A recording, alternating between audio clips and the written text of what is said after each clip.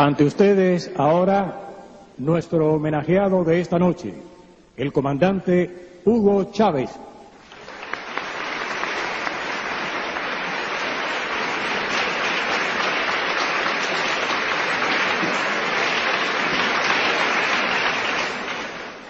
Señor comandante en jefe de la Revolución Cubana y presidente de la República de Cuba, señor rector de esta insigne Casa de Estudios, señor presidente de la Federación de Estudiantes Universitarios, señor presidente de la Casa Simón Bolívar, queridos compatriotas, profesores universitarios, estudiantes de Cuba, de esta tierra de Martí, de esta tierra de Bolívar, compañeros de armas, reciban en primer lugar un caluroso y sentido abrazo bolivariano que viene de esa tierra venezolana de la cual nos sentimos tan llenos y de la cual, o en la cual, tenemos comprometida nuestra vida entera. Anoche, en este viaje fugaz, pero profundo a Cuba, una compatriota cubana me preguntaba en el avión que si era la primera vez que yo venía a Cuba. Le dije que sí, pero al mismo tiempo le dije algo que quiero repetir en este momento tan emotivo, tan emocionante. Primera vez que vengo físicamente, porque en Sueños a Cuba vinimos muchas veces los jóvenes latinoamericanos. En Sueños a Cuba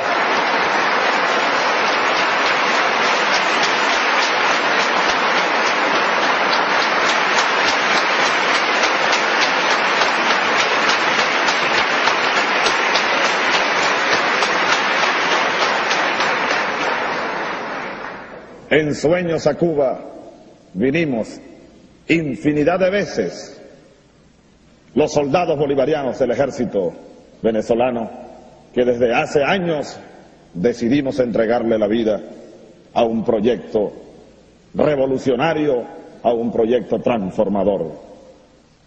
Así que, de verdad, agradezco este nuevo honor que me hace el presidente Fidel Castro, que me hacen todos ustedes, y como le decía anoche, cuando recibí la inmensa y agradable sorpresa de ser esperado en el Aeropuerto Internacional José Martí por él mismo en persona,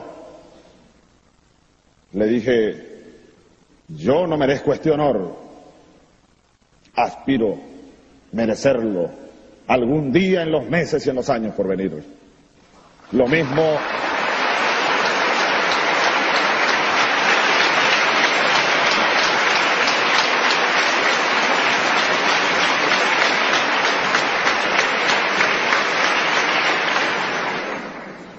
mismo le digo a todos ustedes, queridos compatriotas cubanos, latinoamericanos.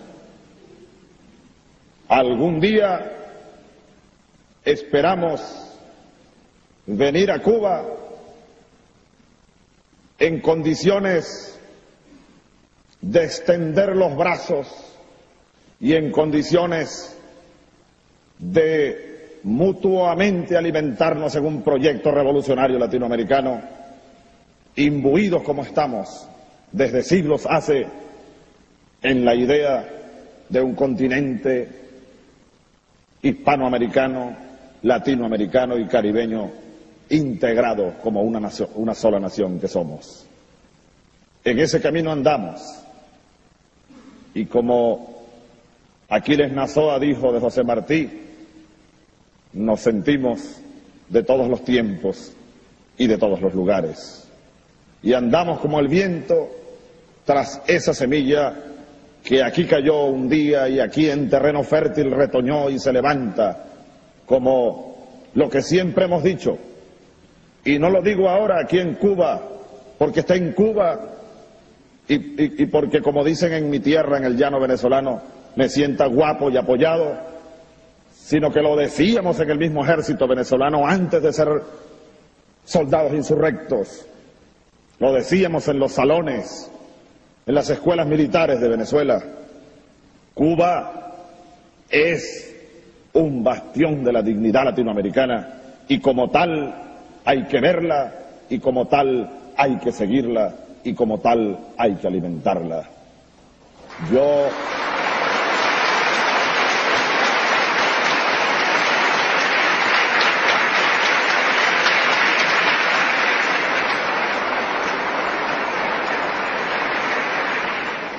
Hay, por supuesto, en este momento un huracán de emociones, de ideas, de pasiones y de sentimientos cruzando mi mente y anidándose en el alma de soldado, de revolucionario, de latinoamericano.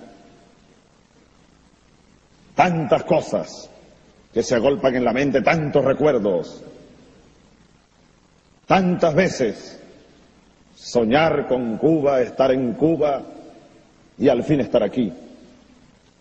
Recuerdo, dentro de tanto cúmulo de cosas que me llega ahora en este momento, en esta aula magna de esta Universidad de La Habana, donde, por cierto, me decía un ilustre compatriota de esta universidad que aquí estuvo Andrés Eloy Blanco, con sus poemas, con sus sueños. Recordaba haber leído en la cárcel, comandante Castro, presidente de Cuba, haber releído en primer lugar en la cárcel de Yare aquella encendida defensa, aquella encendida palabra suya: en la historia me absolverá. Y haber leído también en la cárcel El grano de maíz, la entrevista hecha en ese tiempo por el comandante Tomás Borges, y haber comparado, y dentro de tantas comparaciones, de tantas ideas, con 40 años casi de diferencia una de la otra, sacar varias conclusiones como soldados prisioneros. Una de ellas, que vale la pena, que hay que hacerlo, mantener la bandera de la dignidad, del principio o de los principios en alto, aún a riesgo de quedarse solo en cualquier momento. Mantener contra vientos desfavorables las velas en alto. Mantener posiciones de dignidad. Eso lo releíamos, lo leíamos en la cárcel y fue para nosotros alimento de prisioneros y fue para nosotros y sigue siendo alimento de rebeldes. Y hablando de rebeldes, subrayo lo dicho por el presidente de la Federación de Estudiantes y lo dicho por el comandante en jefe Fidel Castro acerca de la cumbre de Miami. Esa cumbre no se hizo para rebeldes, por lo tanto no estuvieron allí los cubanos. Nosotros tampoco podemos entrar a territorio norteamericano. Nos tienen prohibida la entrada, lo dije una vez en Colombia y lo vuelvo a decir ahora en Cuba con más fuerza y con más vigor. Nos honra como soldados rebeldes que no nos dejen entrar a territorio norteamericano.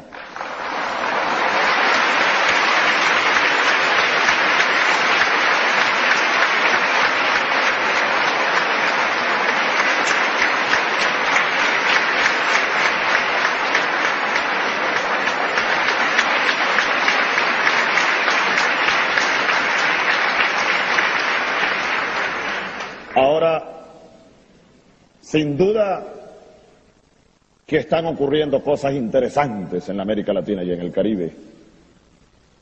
Sin duda que ese insigne poeta y escritor nuestro, de esta América nuestra, don Pablo Neruda, tiene profunda razón cuando escribió que Bolívar despierta cada 100 años, cuando despierta el pueblo.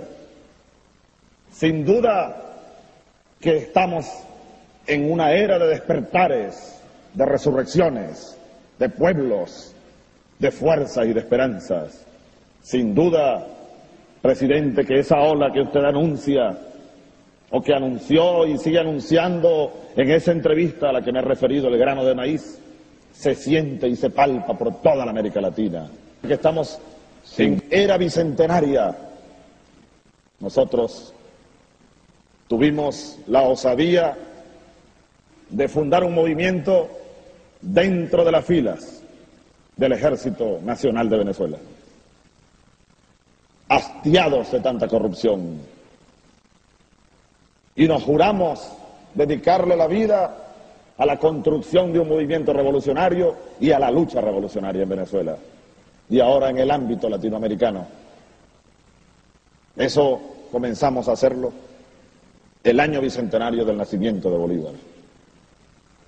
Pero veamos que este próximo año es el centenario de la muerte de José Martí. Veamos que este año que viene es el bicentenario del nacimiento del mariscal Antonio José de Sucre. Veamos que este año que viene es el bicentenario de la rebelión y muerte del sambo José Leonardo Chirinos en las costas de Coro, en Venezuela. Tierra, por cierto, de los ascendientes del prócer Antonio Maceo. Veamos entonces que como que el tiempo nos llama y nos impulsa. Es sin duda tiempo de recorrer de nuevo caminos de esperanza y de lucha. En eso andamos nosotros. Después de 10 años de trabajo intenso en el seno del ejército venezolano, después de una rebelión y otra rebelión, ahora dedicados al trabajo revolucionario en 3 direcciones fundamentales que voy a permitirme resumir ante ustedes para invitarles al intercambio, para invitarles a extender lazos de unión y de trabajo, de construcción concreta. En primer lugar, estamos empeñados en levantar una bandera ideológica pertinente y propicia a nuestra tierra venezolana, a nuestra tierra latinoamericana, y es la bandera bolivariana. Pero en ese trabajo ideológico de revisión de la historia y de las ideas que nacieron en Venezuela y en este continente hace 200 años, cuando se fue levantando el primer proyecto de nación, no solamente venezolana, sino latinoamericana, aquel proyecto que Francisco de Miranda llamó Colombia y que Bolívar tomó después para llamar Colombia, lo que hoy conocemos como la Gran Colombia, el sueño bolivariano. En ese sumergirnos en la historia, buscando nuestras raíces, hemos diseñado y hemos lanzado a la opinión pública nacional e internacional la idea de la inspiración en un árbol de las 3 raíces, llamamos nosotros. La raíz no solamente del pensamiento bolivariano, aquel Simón Bolívar que llamaba, por ejemplo, a esa unidad latinoamericana para poder oponer una nación desarrollada como contrapeso a la pretensión del norte que ya se perfilaba con sus garras sobre nuestra tierra latinoamericana.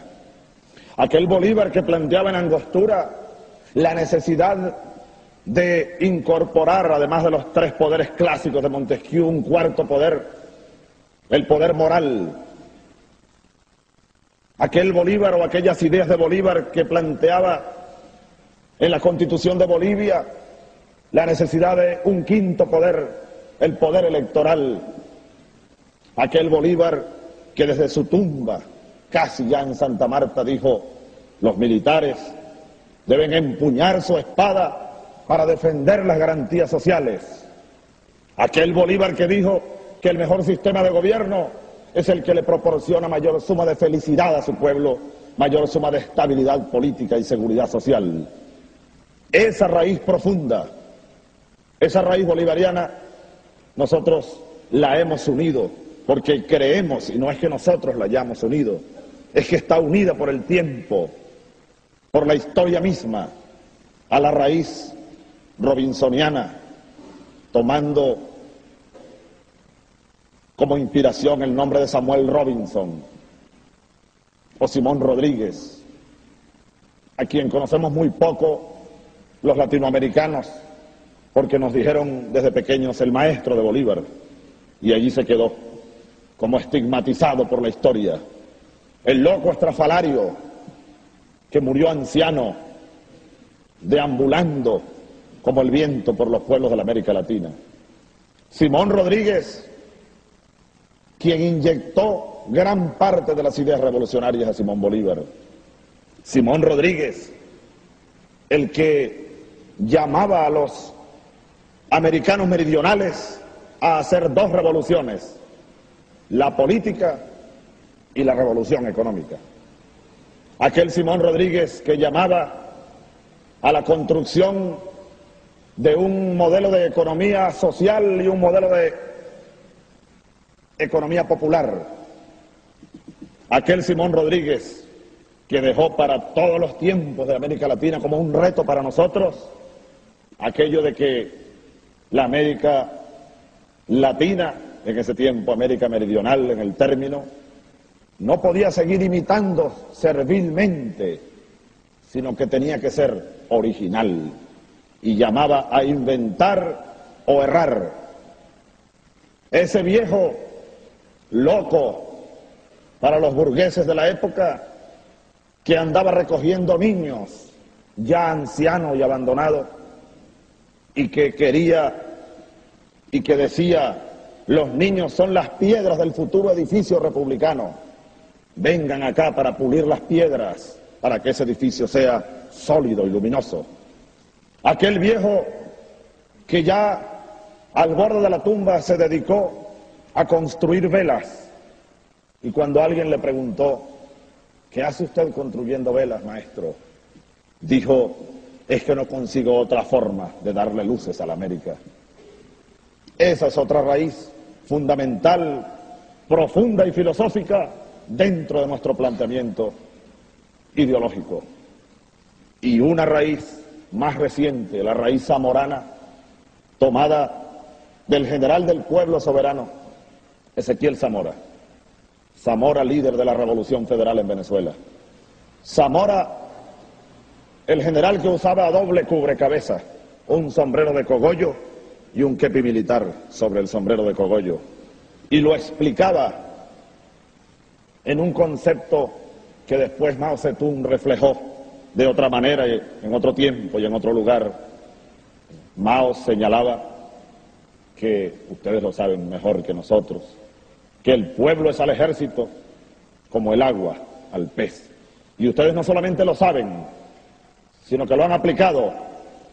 Y yo aprovecho, y me disculpan la digresión, para darle un inmenso abrazo, gigantesco abrazo a las Fuerzas Armadas Revolucionarias de Cuba, que se han identificado con su pueblo para siempre.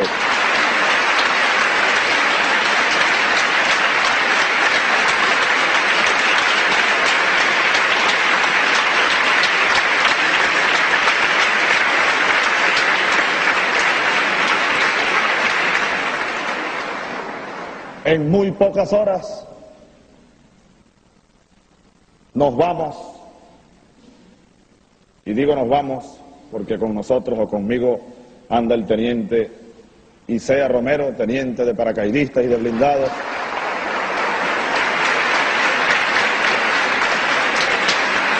del ejército venezolano, rebelde y exprisionero político. Nos vamos, queridos compañeros de armas de Cuba, convencidos, a pesar de lo poco que pudimos ver, de que ustedes sí aplican eso, que están, como el título de una buena obra, de un estudioso del tema panameño, están como pez en el agua.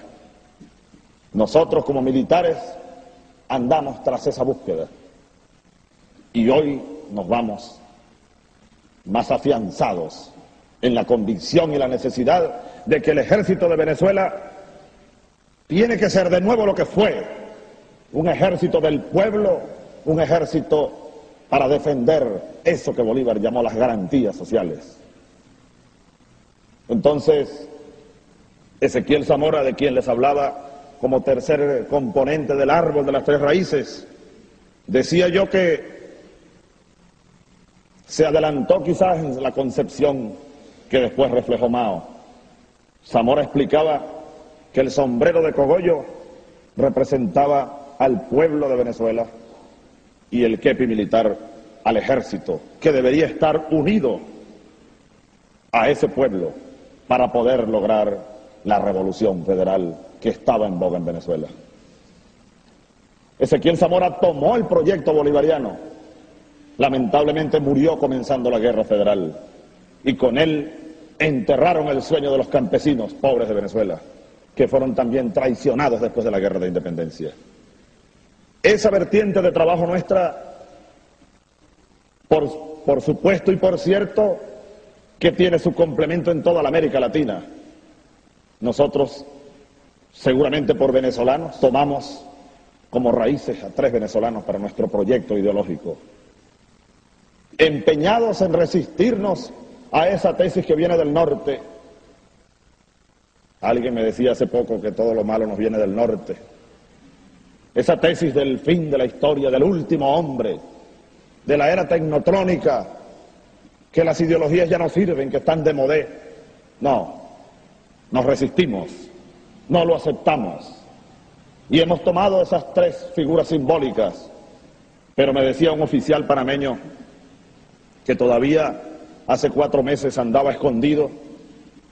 Me decía ese capitán panameño, a quien yo le preguntaba en la Universidad de Panamá, por cierto, una noche, que por qué andaba escondido, y me dice: yo ando escondido, comandante, porque yo ahorqué a un gringo y tengo auto de detención por asesinato.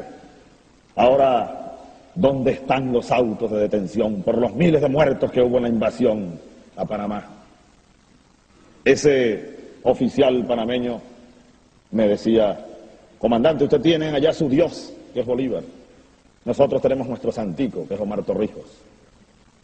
De forma tal que hay en toda la América Martí, más reciente Omar Torrijos, más reciente Juan Velasco Alvarado, como símbolo de soldados del pueblo también en el Perú, y la experiencia inmensa del Plan Inca.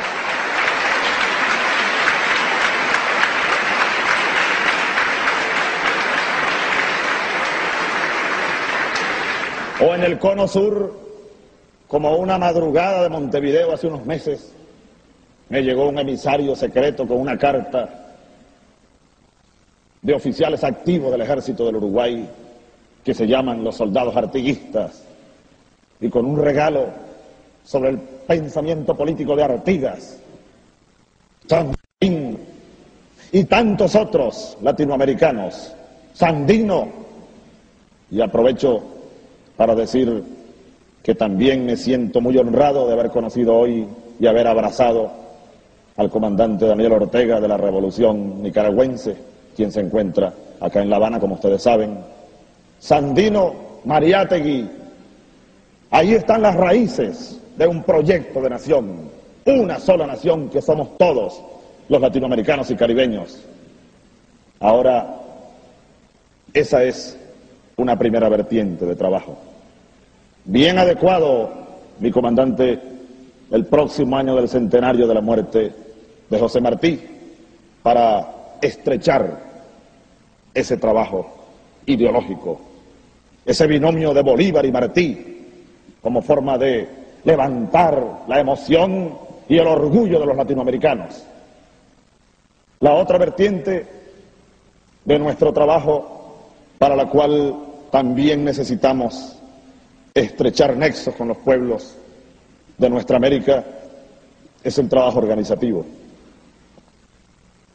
Y desde la cárcel o en la cárcel recibíamos muchos documentos de cómo el pueblo cubano se fue organizando después del triunfo de la revolución. Y estamos empeñados en organizar en Venezuela un inmenso movimiento social, el movimiento bolivariano revolucionario 200 y más allá. Estamos convocando para este próximo año a la creación del Frente Nacional Bolivariano.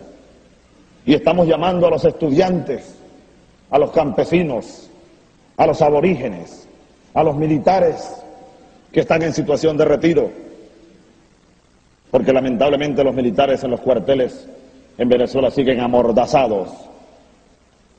El sistema político o los políticos venezolanos pretenden tener para siempre militares que sean mudos, sordos y ciegos ante la tragedia nacional.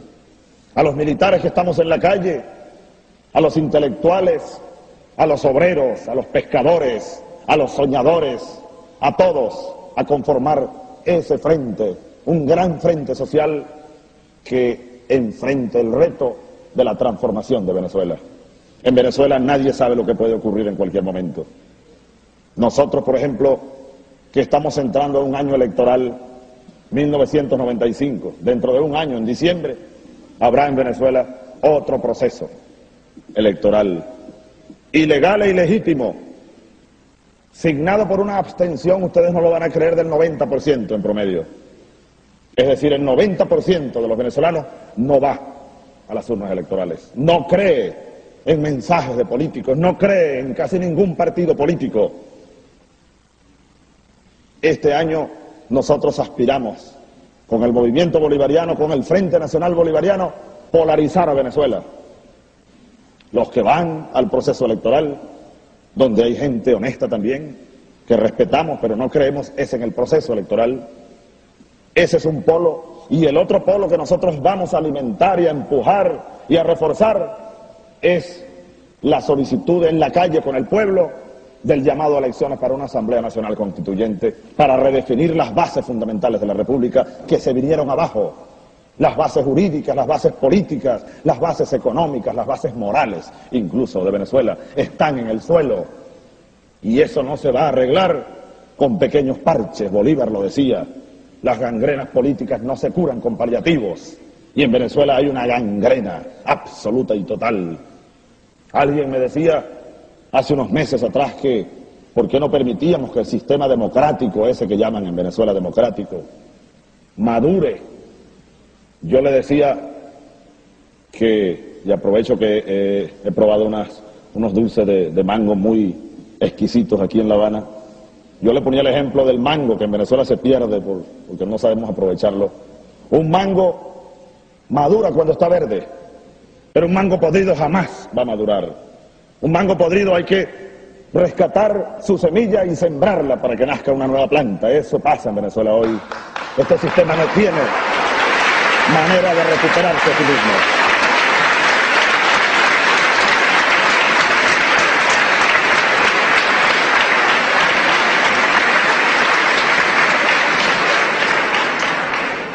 Y nosotros, y lo que voy a decir, voy a utilizar de nuevo la expresión de la gente de mi pueblo, del llano venezolano. No lo voy a decir porque estoy aquí guapo y apoyado. Lo he dicho en Venezuela, lo he dicho en el Ateneo de Caracas, que ustedes conocen muy bien. Lo he dicho a la prensa, a la televisión, a los pocos programas en los cuales nos dan cabida. Lo dije frente al Palacio de Gobierno en una ocasión después que salí de la cárcel. Nosotros no desechamos la vía de las armas en Venezuela.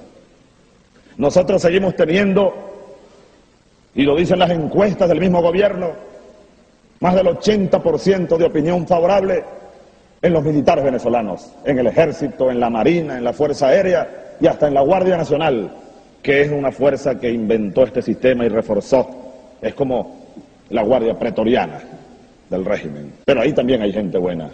En la policía uniformada, en la misma dirección de política interna, en la policía política. Tenemos una fuerza allí y la alimentamos y la atendemos. Y aunque los muchachos, por supuesto, andan perseguidos por todos lados, y hoy en día nombrar a Bolívar, que un oficial venezolano nombre a Bolívar en un cuartel, en un discurso, es considerado un oficial sospechoso. A pesar de todo eso, ahí tenemos una fuerza. Y además de todo eso, tenemos un altísimo porcentaje de los venezolanos, especialmente ese 60%, queridos amigos, de venezolanos, tampoco lo van a creer ustedes, en pobreza crítica. Increíble, pero es cierto. En Venezuela se fumaron 200.000 millones de dólares en 20 años. ¿Y dónde están?, me preguntaba el presidente Castro.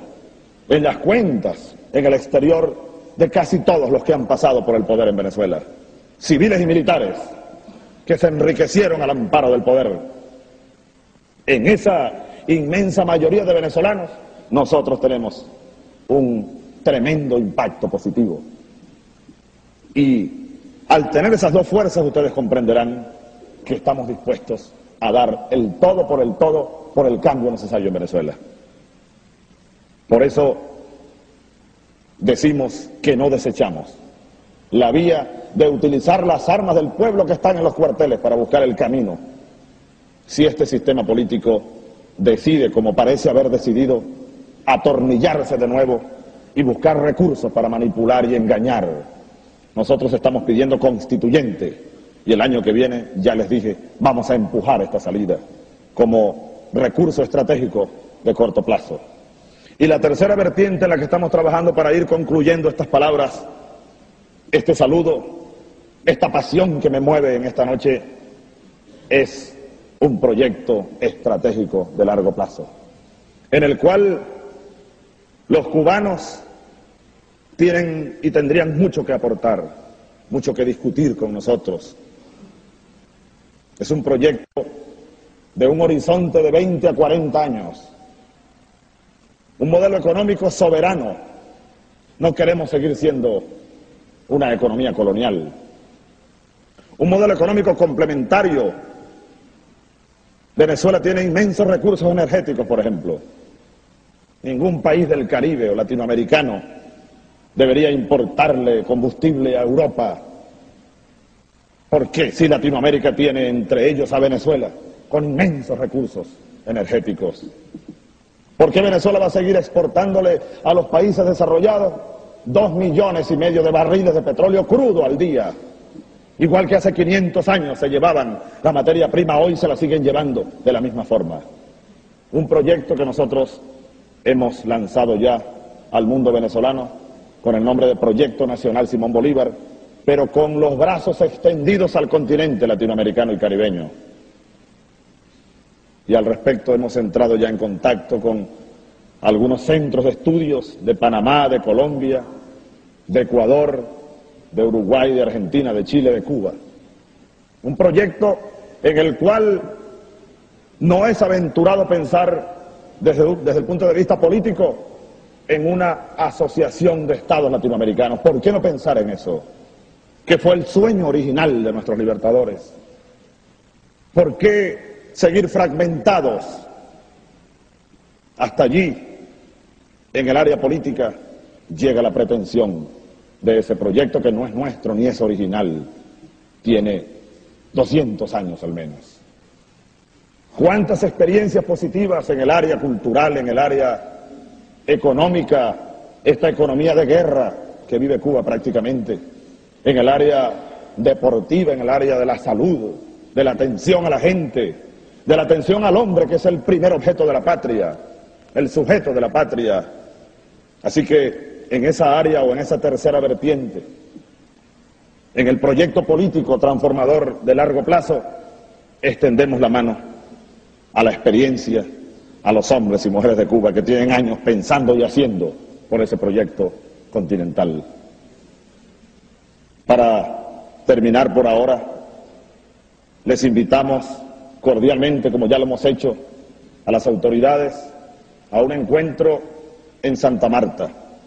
Nos hemos convocado en Santa Marta, Colombia, para el 17 de diciembre. Allí aspiramos comenzar la preparación. Esta sería la primera reunión preparatoria del segundo Congreso Anfictiónico de Panamá, que aspiramos celebrar en Panamá en 1996, cuando se cumplen 170 años de aquel Congreso que fue saboteado, por cierto, por los norteamericanos. Y aspiramos un tercer Congreso en 1999, cuando el ejército norteamericano debe retirar el último soldado de esa tierra bolivariana que es el Canal de Panamá. Este sería un congreso o una liga permanente donde discutiríamos los latinoamericanos sobre nuestra tragedia, sobre nuestro destino, que al decir de ese gran revolucionario, ese gran escritor uruguayo Eduardo Galeano, ese destino no puede ser una maldición, es un desafío.